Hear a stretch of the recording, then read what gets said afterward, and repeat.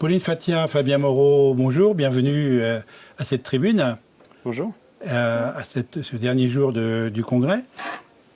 Comment pourriez-vous présenter très synthétiquement? Nous présenter? Oui. Fabien Moreau, enseignant-chercheur à Grenoble École de Management. Je travaille pour la chaire UNESCO pour une culture de paix économique et je suis également intervenant sociologue clinicien. Merci. Pauline Fathia, donc enseignante-chercheur aussi à Grenoble École de Management. Je coordonne le groupe de recherche thématique sur l'accompagnement des managers et du coaching qui a proposé une série de conférences, d'ateliers, d'animations ancrées dans nos travaux de recherche pour justement créer des ponts avec les coachs lors de ce beau congrès. Ok. Et quel était votre déclencheur pour participer à ce congrès? Le travail dans le cadre de la GRH, l'Association de gestion des ressources humaines, et puis la possibilité de proposer un atelier sur la trajectoire sociale qui a conduit les personnes à devenir coach, donner accès d'une certaine manière à des travaux de recherche dans une logique opérationnelle, pratique, créer des ponts. Voilà. Alors c'est quoi une trajectoire pour devenir coach? Qu'est-ce que vous faites dans recherche dans ce domaine-là? L'idée, c'est de partir du récit d'expérience, c'est-à-dire comment vous pourriez raconter votre carrière, est-ce qu'il y a eu des étapes significatives, qu'est-ce qui a fait sens pour vous, est-ce qu'il y a eu des rencontres, et puis de rendre compte d'une certaine manière de l'ensemble des étapes, mais aussi des contradictions que les personnes ont rencontrées. Une hypothèse théorique avec laquelle je travaille, c'est l'idée que les individus adviennent dans les réponses aux contradictions qui traversent leur existence. Et donc l'hypothèse, en tout cas ce qu'on pourrait interpréter, c'est qu'un coach, devenir coach, c'est une réponse aux contradictions qu'on vit au travail et on fait le choix d'en faire autre chose à travers cette pratique. Vous pourriez donner un exemple pour que ce soit plus... Un exemple, ça serait... j'aime l'entreprise, là c'est du verbatim que je vous raconte, j'aime l'entreprise, j'aime mon travail, mais je trouve que je n'ai pas les moyens d'accompagner ou bien je veux pouvoir aider à améliorer la performance avec plus de bienveillance. Vous savez que les organisations sont parfois des espaces évidemment de joie de vivre, d'accomplissement, mais aussi parfois de jeu d'acteurs, de violence, de jeu de pouvoir. Et donc c'est une manière de pouvoir contribuer autrement à l'activité économique. Sur quel échantillon vous avez travaillé? Moi, j'ai travaillé à partir d'une trentaine de coachs dont j'ai collecté le récit de vie d'une part, et d'autre part, j'ai suivi une cohorte dans un diplôme universitaire de coaching, donc durant un an avec des interviews auprès de 17 personnes, donc en début de formation, au milieu et à la fin. Et l'état de vos recherches, vous en êtes où actuellement? Quelque chose qui est surprenant, quelque chose qui est nouveau, quelque chose qui apparaît, il y a un profil qui apparaît, il y a un parcours qui apparaît? Alors, ce dont je rencontre dans ma thèse, qui est sur la trajectoire, la transition de carrière des cadres vers le coaching, qui est public, qui est accessible en ligne, c'est l'idée de rendre compte que devenir coach, d'une certaine manière, c'est une bifurcation. Une bifurcation, c'est quoi? En anglais, c'est turning point.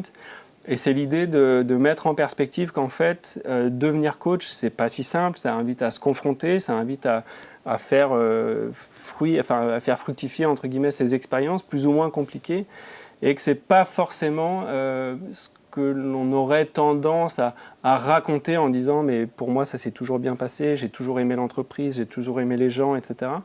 Et donc de rendre compte que c'est quand même d'une certaine manière une transition initiatique. Voilà, et aujourd'hui, moi, je m'intéresse au coaching comme espace de médiation des contradictions, c'est-à-dire quelles sont les contradictions dans lesquelles sont pris les coachs dans l'accompagnement des coachés. Pauline Fathia, votre sujet central, c'est quoi? Alors moi, je travaille sur les questions d'éthique et de pouvoir dans le coaching. Ce qui m'intéresse un petit peu comme Fabien Moreau, c'est de, déconstruire les évidences et de, dénaturaliser la pratique du coaching. C'est-à-dire ne pas considérer les choses comme évidentes, comme par exemple la performance, la neutralité, la bienveillance, et de m'inscrire dans une tradition qui va questionner un peu les origines, les fondements, et montrer que cette pratique coaching est une pratique sociale. Qu'est-ce que ça veut dire? C'est une pratique qui s'inscrit dans un certain contexte social et donc qui n'est pas en fait universelle, puisqu'elle va être influencée par le contexte social, culturel, idéologique dans lequel elle s'inscrit. Et donc en cela, elle va être porteuse, la pratique, d'une certaine vision du monde. Donc mon travail de manière générale, ma posture, c'est une posture qui invite à la réflexivité des coachs sur donc la réflexivité, c'est-à-dire la capacité à prendre de la distance par rapport à sa pratique et à s'interroger, à se regarder, agir et interagir. Et donc nos travaux ont pour but d'accroître la réflexivité des coachs, donc leur capacité à comprendre dans quel système ils s'intègrent et à quoi contribue le coaching dans ce système. Donc le coaching comme une pratique, un outil d'un système plus global. Et donc finalement, et aussi d'une manière un peu récursive, on va dire bidirectionnelle, comme l'a dit Fabien à partir de ses travaux, en quoi le coaching est un produit d'un système et va aussi produire quelque chose dans ce système.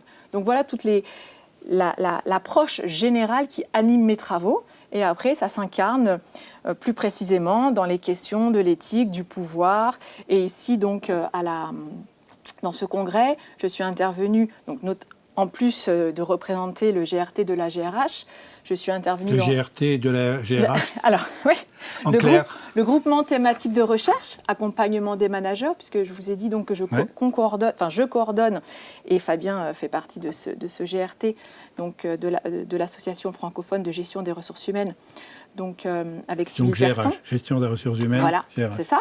Donc, en plus de ce rôle et du fait que je représentais le GRT, j'ai animé donc 3 ateliers. Un premier sur le coach-chercheur et en quoi finalement le coach a des compétences de chercheur et finalement en quoi le coach est un chercheur qui s'ignore et vice-versa. Donc, un chercheur qui s'ignore. Oui, voilà. Et le chercheur, un coach qui s'ignore.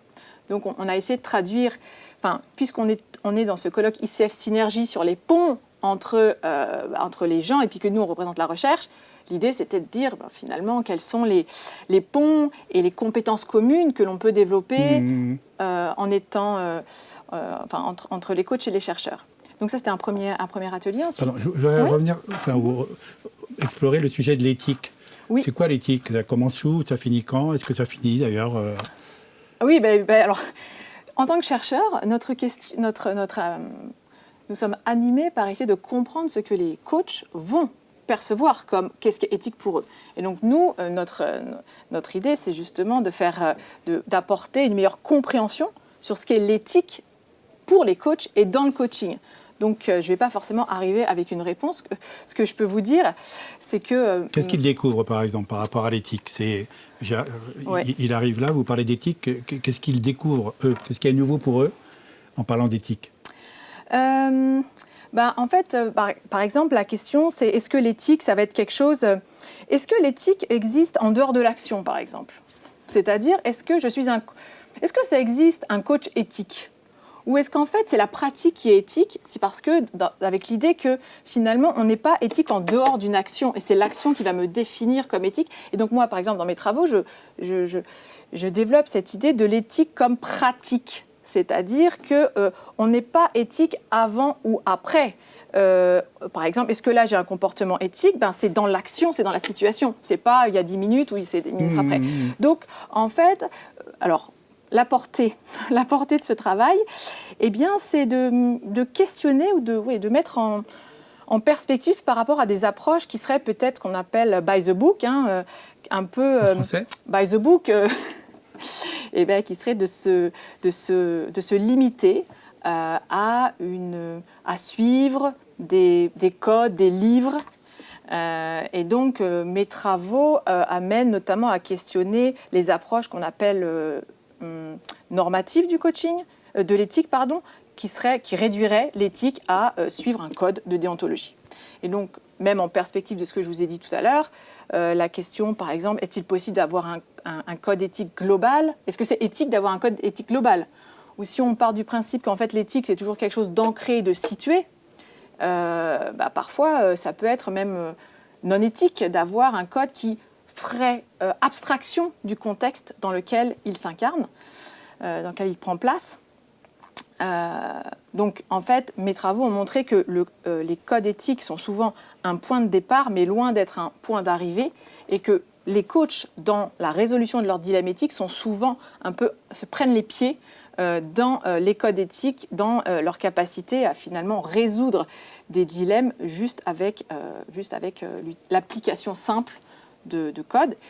Et tout ça, ça plaide en faveur de développer une réflexivité sur sa pratique. Et donc, cette idée que l'éthique est quelque chose qui se construit en permanence dans l'interaction avec le coaché, avec la situation. Et donc, ça plaide pour le développement de la réflexivité, donc cette capacité à s'interroger en situation. Donc, ça montre bien que l'éthique, c'est une construction active et non pas quelque chose de donné qui serait une chose essentialisée interne à la personne. Donc, d'où l'idée qu'il n'y a pas de personne éthique, mais plutôt des pratiques éthiques. Ok. Et pour conclure, votre présence ici, vous êtes bien nourri, très, très bien nourri, avec plein d'espoir. Quel est votre état d'esprit à cet instant?